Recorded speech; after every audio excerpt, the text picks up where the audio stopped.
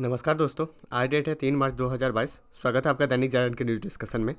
इस डिस्कशन के अंदर देखते हैं कौन कौन सा इंपॉर्टेंट आर्टिकल था। एक फ्रेंड का जो मैसेज था, उन्होंने कमेंट किया था कि आप इंपॉर्टेंट बता दें कि कौन कौन सा इंपॉर्टेंट है। मैं जो टिक मार्क करता हूँ ना, जो वो इंपॉर्टेंट एक्चुअली आर्टिकल रहता है। तो आप यदि न्यूज़पेपर पढ़ते हैं तो उस आर्टिकल को तो हम एनालिसिस करते हैं 360 डिग्री के एंगल से, यूपीएससी के मेंस के पॉइंट ऑफ व्यू से। आज हम मेंस के पॉइंट ऑफ व्यू से अब ज़्यादा करना स्टार्ट करेंगे, क्योंकि मेंस हमारा स्ट्रांग होगा तो पीटी खुद से हो जाएगा। तो पीटी और मेंस दोनों के एग्जाम के पॉइंट ऑफ व्यू से हम निकालने का कोशिश करते हैं। तो आप इस जिस आर्टिकल को मैं यहाँ पे बताता हूँ, ठीक है, आप उस आर्टिकल को वहाँ से स्टडी कर लेंगे, राइट। तो वहाँ से आप देख के इसको आर्टिकल को स्टडी कर लेंगे जहाँ से आपको मैं टिक मार्क कर दे रहा हूँ। चलिए आर्टिकल डिस्कस करना स्टार्ट करते हैं। पहला आर्टिकल वही यूक्रेन वाला है। यूक्रेन वाला बहुत हो चुका है, अब हमें इस पर कोई डिटेल नहीं लेना है। कोई नया चीज़ें निकल के आएगी तो हम उस पर बात करेंगे, राइट। यहाँ पे एक चीज़ें दिया जा रहा है कि रूस की ना जो सभा था, ओके, महासभा था, महासभा में रूस का बहुत ज़्यादा यहाँ पे निंदा की गई है। कोई भी उनके प्रस्ताव से दूर रहा, भारत तो दूर ही रहा, ठीक है। भारत कोई भी निंदा का जो प्रस्ताव आता है रूस से दूर रहता है। तो ये हमारे एक डिप्लोमेटिक है, क्योंकि रूस भी हमारे लिए ज़रूरी है और रूस के साथ साथ हमारे यूएसए और यूक्रेन भी हमारे लिए इम्पॉर्टेंट है। हम किसी एक पक्ष में नहीं जाना चाहते। क्योंकि रूस हमारे लिए क्यों ज़रूरी है? क्योंकि आपको यदि वेस्ट एशिया में यदि कंप्लीट करना है, यदि वेस्ट एशिया में, सेंट्रल एशिया में आपको सबसे ज़्यादा दबदबा है वो रूस का है, ठीक है। तो इसलिए हम रूस के साथ भी है, क्योंकि हम बहुत ज़्यादा मिसाइल के लिए भी रूस पे डिपेंडेंट है। तो इसलिए ना तो हम रूस के पक्ष में वोट दे रहे हैं, ना विपक्ष में वोट दे रहे हैं। हम वोटिंग से अलग हो रहे हैं और ख़ासकर हम एक नोट भी जारी करते हैं जिसमें हम निंदा जताते हैं कि रूस को ऐसा नहीं करना चाहिए, राइट। ये था। उसके बाद ये कैसे भारतीयों को निकाला जा रहा है उससे संबंधित है, वही सारी चीज़ें था। और कोई इसमें है नहीं कुछ, आपको ज़्यादा पीएचडी करने की ज़रूरत नहीं है इसमें, राइट। नेक्स्ट आर्टिकल चलते हैं। नेक्स्ट आर्टिकल इस पेज में है। इस पेज में ये आर्टिकल है कि सिंगल यूज जो प्लास्टिक है, ठीक है, जो 75 माइक्रो कैन से कम के प्लास्टिक को क्या किया जाएगा, कैरी बैग की बिक्री का उपयोग पर लगाया गया क्या होगा, प्रतिबंध लगाया जाएगा, राइट। तो ये आर्टिकल वही है कि सिंगल यूज जो प्लास्टिक है उससे संबंधित है। चलिए आप डिस्कस हम इसको डिटेल में करते हैं कि सिंगल यूज प्लास्टिक क्या है, राइट। सिंगल यूज प्लास्टिक के लेके नियम सरकार के द्वारा बनाया गया था। इसमें ये बताया गया था कि 1 जुलाई 2022 तक जो सिंगल यूज प्लास्टिक होता है, सिंगल यूज प्लास्टिक मतलब समझिए कि ऐसा प्लास्टिक जो एक बार यूज होगा और उसको हम क्या करते हैं, फेंक देते हैं, उसको हम रिसाइकल नहीं कर सकते, राइट।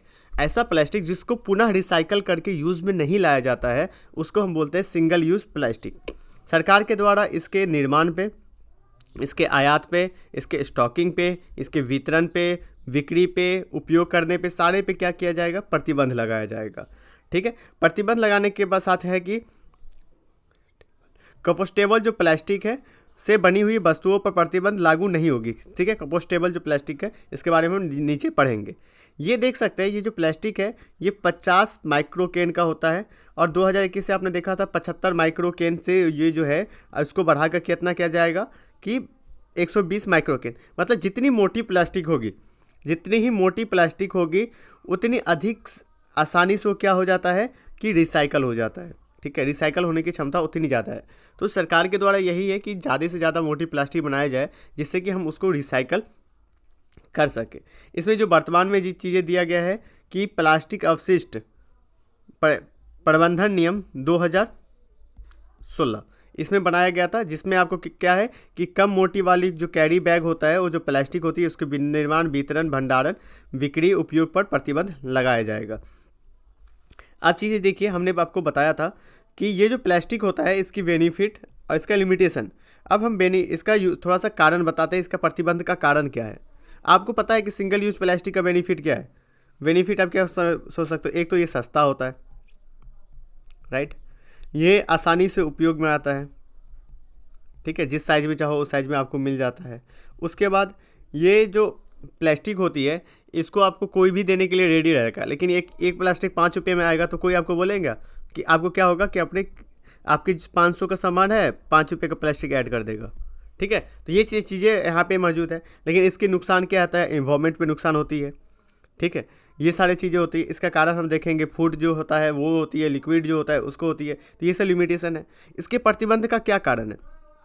प्रतिबंध का जो कारण है, इसका मतलब कि एक ही बार उपयोग होता है, रिसाइकल नहीं कर पाते हैं। जब आप रिसाइकल इसको नहीं कर पाएंगे और इसका जो विघटन होता है, मतलब विघटित जो ये होता है, मतलब कि गलने की जो प्रक्रिया होती है, वो 100 वर्ष तक का समय लग जाता है इसमें। इसमें क्या होता है, 100 वर्षों तक का समय लग जाता है, राइट। और जितनी भी प्लास्टिक उपयोग किया जाता है भारत में, उसमें से 43% जो प्लास्टिक होता है वो सिंगल यूज प्लास्टिक है। समझ गए, जितनी भी प्लास्टिक यूज़ किया जाता है उसमें से 43% जो प्लास्टिक है वो सिंगल यूज़ है। ये आपको देखेंगे कि पानी में, समुद्र में चला जाता है।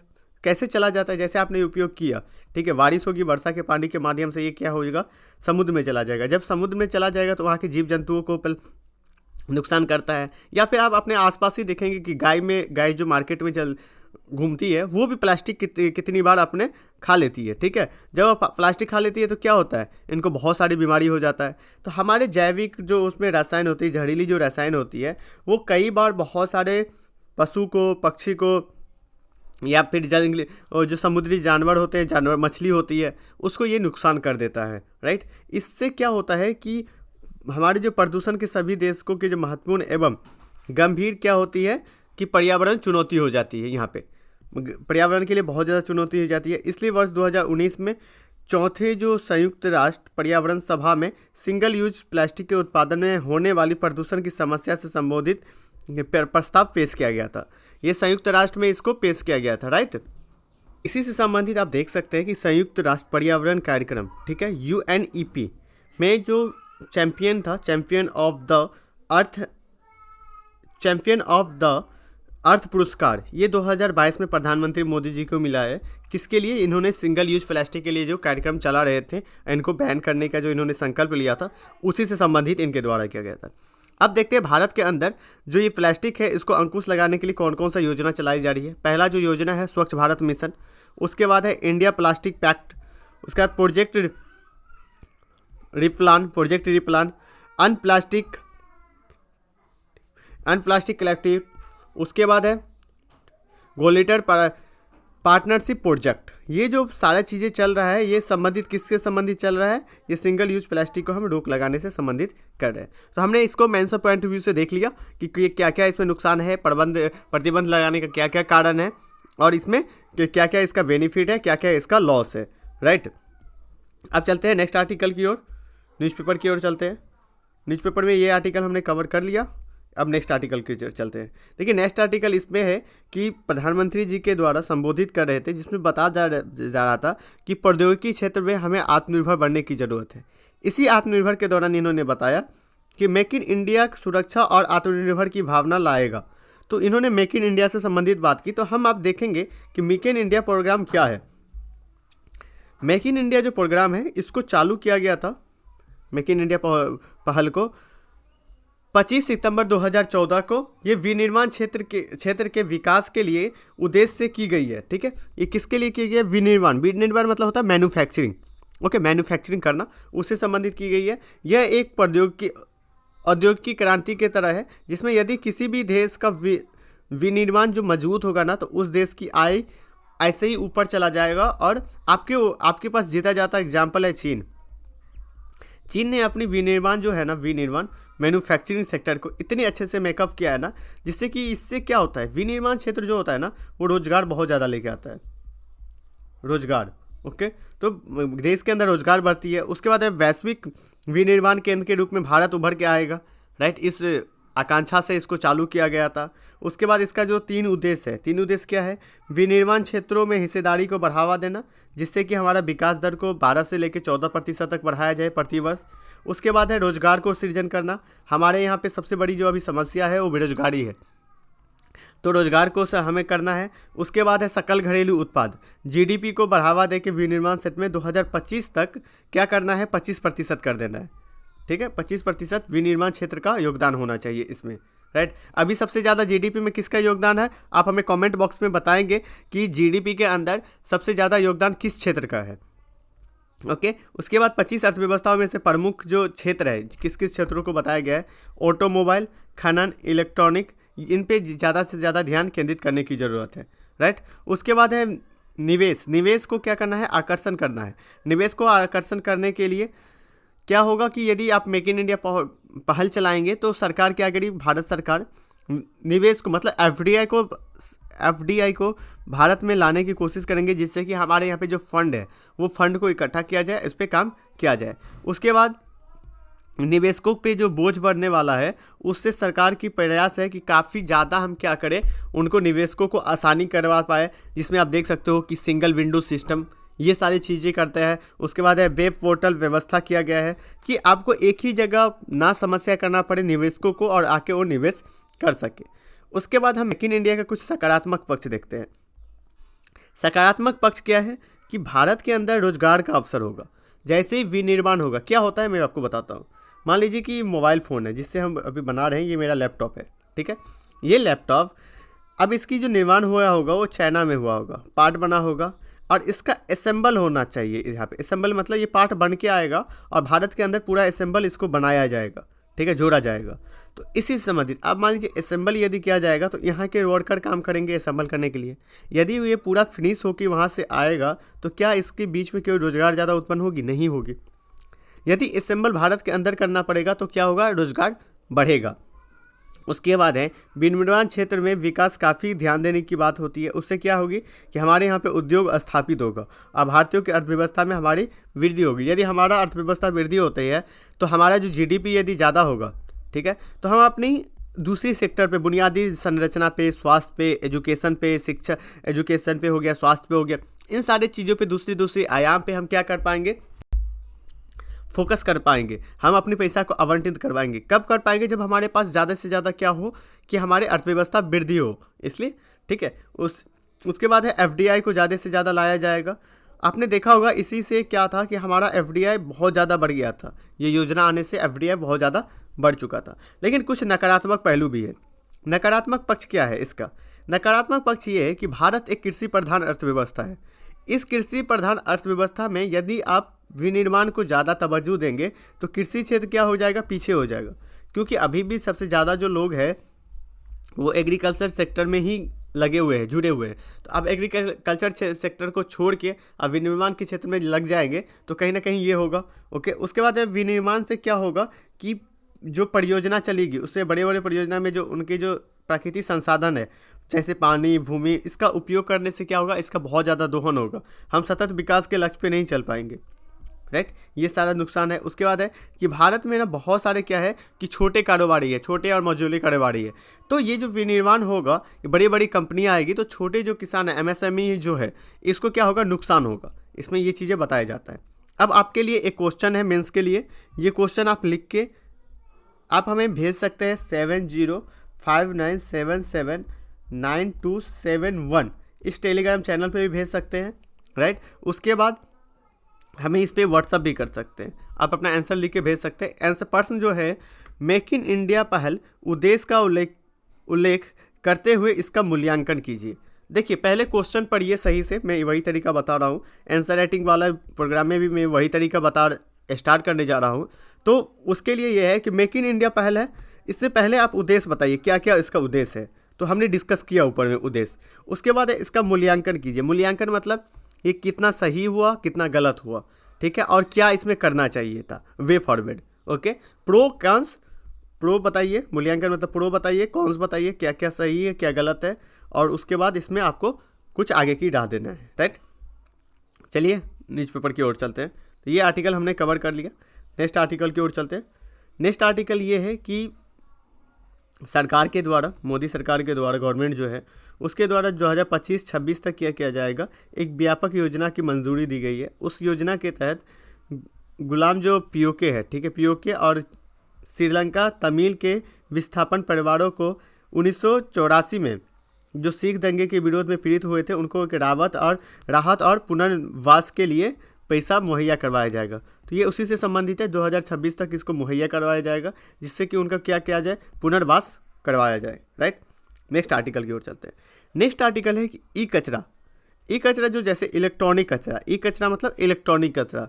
इलेक्ट्रॉनिक कचरे से संबंधित सरकार ने कुछ नीतियों में क्या किया है, रिसाइकल में इन्होंने कुछ चेंज किया है। चेंज मतलब क्या है, इन्होंने बोला है कि यदि अब मान लीजिए एक कंपनी है, एक कंपनी के द्वारा यदि ई कचरे फैलाया जाता है, यदि आपका प्रोडक्ट है ये ई कचरा है, तो आपकी जिम्मेदारी है कि इस प्रोडक्ट को किस तरह से रिसाइकल किया जाए, किस तरह से ख़त्म किया जाए, राइट। तो ये यही है कि रिसाइकल करने का ना ये किसको जवाबदेही दिया गया है, उस कंपनी को जिस कंपनी ने इसका उत्पादन किया है। आप अपनी जवाबदेही से पीछे नहीं हट सकते। यदि आपने इसको कचरे को इसको बना के यदि आपने इससे मुनाफा कमाया है, तो आपकी रिस्पॉन्सिबिलिटी होती है कि आपको इसको ख़त्म कैसे करना है।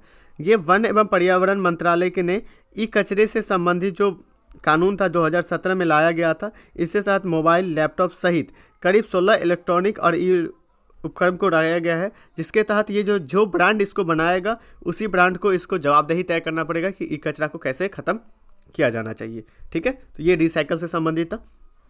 नेक्स्ट आर्टिकल चलते हैं। इस पेज में नहीं है, इस पेज के अंदर भी नहीं है, इस पेज के अंदर भी ये आर्टिकल नहीं है इंपॉर्टेंट। ठीक है, ये इंपॉर्टेंट आर्टिकल ये भी नहीं है। फिर ये यूक्रेन वाला इशू हो गया, पीएचडी हमें नहीं करना है। चलिए आगे चलते हैं। अब ये एक्चुअली आर्टिकल जो है ये यूक्रेन से ही संबंधित था, लेकिन ये कुछ अलग पक्ष बता रहे हैं। ये पहले में ही मैंने डिस्कस किया था। इन्होंने बताया है कि जिस तरह से यूक्रेन इशू आया है, ठीक है, यूक्रेन वाला इशू आया है, तो उससे क्या होता है कि विश्व में यदि कहीं पे भी यदि कुछ होता है, यदि आपकी अर्थव्यवस्था दूसरे पे निर्भर रहेगी तो आपके अर्थव्यवस्था पे भी प्रभाव पड़ेगा। तो राइटर बात करते हैं कि अब हमें आत्मनिर्भर पे ज़्यादा फोकस करना चाहिए। यदि आप आत्मनिर्भर पे ज़्यादा फोकस नहीं करेंगे तो जैसे क्रूड ऑयल यदि बढ़ेगा तो हमारे यहाँ पे आयात पूरी चीज़ों पे चीज़ें आ जाएगी, क्योंकि ओपेक प्लस में रसिया भी एक कंट्री है। तो ओपेक प्लस में यदि कच्चे तेल का माल बढ़ता है तो हमारे यहाँ पे सारे ही वस्तुओं का दाम बढ़ जाएगा। तो यही चीज़ बात की जाती है राइटर के द्वारा कि अब सरकार को ये यूक्रेन से ज़्यादा सबक सीखना चाहिए, ये चुनौती से, और हमें आत्मनिर्भर की ओर बढ़ना चाहिए, जिससे कि यदि हमारा प्राथमिकता होना चाहिए जो मूलभूत आवश्यकता है वो आत्मनिर्भर ही हो, मतलब हम खुद से उसको बना पाए, राइट। चलिए नेक्स्ट आर्टिकल की ओर चलते हैं। तो यही चीज़ें राइटर बात करते हैं, तो ये आप पढ़ सकते हैं, यदि आपके पास समय हो तो इसको आप एक बार पढ़ लेंगे, राइट। इसके बाद है ये आर्टिकल आप थोड़ा सा पढ़ लीजिएगा। ये है कि क्या शांति का विकल्प और परमाणु जो हथियार है उससे संबंधित है। तो शांति का विकल्प क्या होना चाहिए, परमाणु हथियार से संबंधित है, कि जैसे रूस और ये यूक्रेन वाला इशू है इसी से संबंधित है। इसको आप पढ़ भी सकते हो या इसकी भी कर सकते हो, क्योंकि बहुत आ चुका है ये सारी चीज़ें। ओके, नेक्स्ट आर्टिकल चलते हैं। नेक्स्ट आर्टिकल यही है यूक्रेन। तो ये रसिया यूक्रेन वाला है कि भारत का पक्ष क्या होगा। एक्चुअली क्या होता था कि पहले ना जब अफ़गानिस्तान भारत से यूएसए अफ़गानिस्तान को छोड़ के चला गया तो ये बात आती थी कि अब जो ये है ना पूरा पारंपरिक जो युद्ध वाला चीज़ें होती है ये अब ख़त्म हो जाएगा। हमें व्यापार युद्ध अब देखने के लिए मिलेगा, अंतरिक्ष युद्ध देखने के लिए मिलेगा, साइबर युद्ध, मनोवैज्ञानिक युद्ध। उसके बाद आप देख सकते हो कि किस तरह से चाइना का जो वायरस आया है, ठीक, कोविड। तो लोग जब बता रहे थे कि अब हमें ये युद्ध देखने के लिए मिलेगा, हमें पुरानी परंपरा वाला जो युद्ध है वो देखने के लिए नहीं मिलेगा। लेकिन यहाँ पे राइटर बात कर रहे हैं नहीं जी, ये चीज़ें अब भी बनी हुई है। ये जो युद्ध करने का जो पुरानी परंपरा है ये अभी भी पुरानी परंपरा बनी हुई है, ये पुरानी परंपरा ख़त्म नहीं हुई है।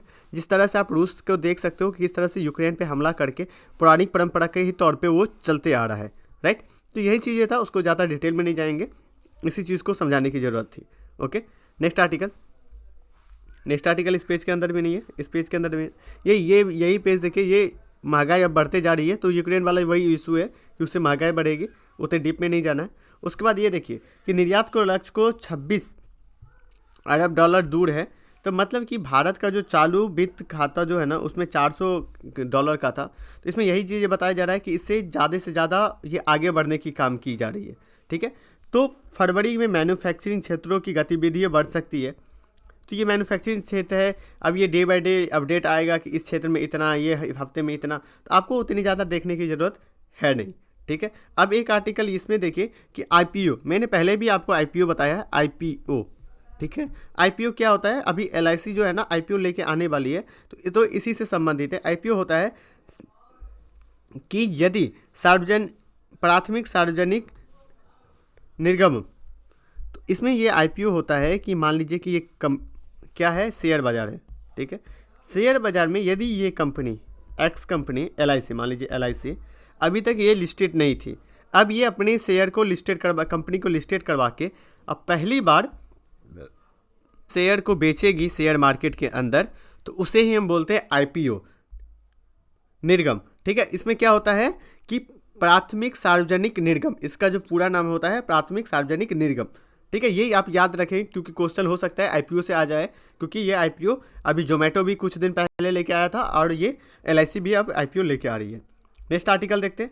नेक्स्ट आर्टिकल जो हमारा है ये है कि भारत ने संयुक्त राष्ट्र मानव अधिकार परिषद में उन्होंने बात किया है कि लोकतंत्र, स्वतंत्र न्यायपालिका, ठीक है, मानव अधिकार का संरक्षण और बढ़ावा देने के साथ ही आतंकवाद के खिलाफ मुहैया पे खड़ा होने के लिए जरूरी है। तो भारत के द्वारा बताया जा रहा है कि हम लोकतंत्र को बढ़ावा देने के लिए स्वतंत्र न्यायपालिका और आतंकवाद के खिलाफ बोलने के लिए की जाएगी। ये 49वें सत्र का जब सत्र चल रही थी तो उससे बात की गई थी। अब हम देखते हैं संयुक्त राष्ट्र मानव अधिकार परिषद के बारे में। ठीक है, संयुक्त राष्ट्र मानव अधिकार परिषद क्या है?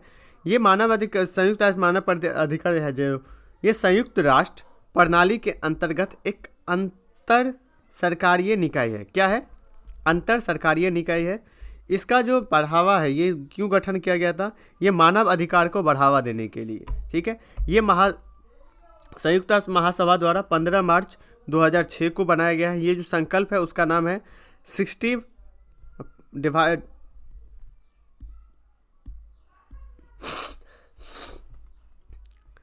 उसके बाद मानव अधिकार के प्रचार और संरक्षण को मजबूत मिलेगा। इससे क्या होगा? मानव अधिकार को मजबूती दिलाया जाएगा, राइट। ठीक है, प्रचार के लिए और संरक्षण के लिए, जिससे क्या होगा कि मानव अधिकार का उल्लंघन से स्थिति जो है उसको दूर किया जाएगा। इसका जो मुख्यालय है, मुख्यालय कहाँ पे है? Geneva, Switzerland. ओके, याद करके रखेंगे, जेनेवा स्विट्जरलैंड है। ये एक्चुअली मानव अधिकार को ना, विश्व में जो मानव अधिकार है उसको अधिकार को बनाए रखने के लिए ये संगठन काम करती है कि किस जगह भी, जैसे आप देख सकते हो कि श्रीलंका के अंदर जो तमिल फैमिली के साथ जो हुआ था, ठीक है, श्रीलंका की सरकार ने की थी, तो मानव अधिकार उससे संबंधित आए थे। जैसे आप देख सकते हो कि अभी तालिबान वाला इशू, तालिबान में मानव अधिकार, फिर अभी यूक्रेन इशू आया है तो यूक्रेन इशू के लिए एक्टिव हो गया, फिर मानव अधिकार। तो ये सारी चीज़ें यहाँ पे जताई जा रही है। उसके बाद है मानव अधिकार परिषद में कौन कौन सदस्य है? तो यूएन में की जो मानव अधिकार परिषद है वो 46 सदस्यों से मिलकर बनी है। ओके, ये सदस्यों का जो चयन होता है वो एक वोटिंग प्रणाली से होता है, जिसका बहुमत होगा उस पर होगा। यह प्रत्यक्ष और गुप्त वोटिंग होता है, इसके अंदर मतदान होता है। इसके अंदर क्या होता है कि आप भौगोलिक क्षेत्रों पे सीटों को बांटा गया है। अफ्रीका के अंदर 13, एशिया प्रशांत क्षेत्रों के अंदर 13, उसका लैटिन और कैरिबियन जो क्षेत्र है उसके अंदर 8 सदस्य, पूर्व यूरोपीय क्षेत्र में 6, उसके बाद पश्चिमी यूरोप के अन्य देशों में कितना है? 7, और 3 वर्ष के लिए इसका क्या होता है? कार्यकाल होता है। कोई भी लगातार 2 वर्ष नहीं बन सकता, कि 2 वर्ष से अधिक कार्यकाल में नहीं आ सकता है। ठीक है, तो 2 वर्ष लगातार मतलब पहला कार्यकाल, दूसरा कार्यकाल, तो आप तीसरा कार्यकाल लगातार नहीं आ सकते, 1 साल आपको ब्रेक लेना पड़ेगा, फिर आना पड़ेगा। तो यही था मानव अधिकार से संबंधित, राइट। चलिए नेक्स्ट आर्टिकल की ओर चलते हैं। नेक्स्ट आर्टिकल इस पेज के अंदर नहीं है, इस पेज के अंदर भी नहीं है, इस पेज के अंदर भी नहीं है, तो इस पेज के अंदर ये इंपॉर्टेंट आर्टिकल नहीं है। तो आज के डिस्कशन में इतना ही इंपॉर्टेंट आर्टिकल था जो आपको कवर करना चाहिए था। आज फिर आंसर राइटिंग का मैं वीडियो अपलोड कर दूंगा। कल कुछ टेक्निकल इशू के कारण से नहीं हो रहा था, लेकिन आज डेफिनेटली हो जाएगा। ठीक है, तो ये आंसर हो जाएगी। उसके साथ साथ कई फ्रेंड ये बता रहे थे कि एनसीईआरटी का जो विगनर है जो स्टार्ट कर रहे हैं, तो एनसीईआरटी किस तरह से स्टार्ट करना चाहिए, कौन सा एनसीईआरटी पढ़ना चाहिए, किसको नहीं पढ़ना चाहिए, ये भी वीडियो हम बहुत जल्द आपको अपलोड कर देंगे। तो आज के डिस्कशन में इतना ही। Thank you so much.